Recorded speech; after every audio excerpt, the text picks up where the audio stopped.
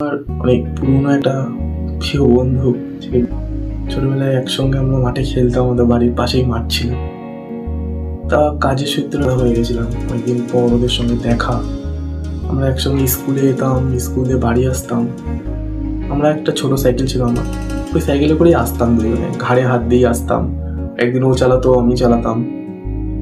আর স্কুলে বেরিয়ে আমরা একটা যেটুর দোকান ছিল ওখান দিয়ে আলু কপলি, ঘুগনি, নিমাখা খেতাম।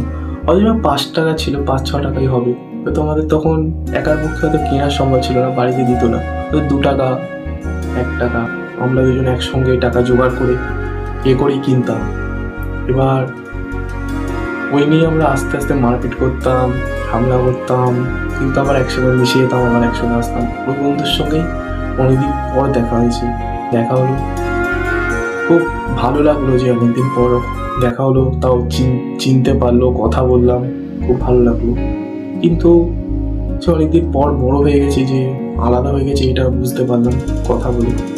কিন্তু তাকে আমরা একটা কথা বলতে চাই, কিন্তু কথাটা বলতে পারলাম না। তো এটা আমি বলছি, আমি এটা বন্ধু নিয়ে একটা কবিতাই বলছি, এটা বলি। চাঁদ বড় অবুঝ, তাই তো রাতে জেগে থাকে। মানুষ বড় নিষ্ঠুর, তাই তো ভুলে থাকতে পারে। আমি বড় একা, তাই তো মনে পড়ে বন্ধু তোমার কথা। আই মিস ইউ বন্ধু।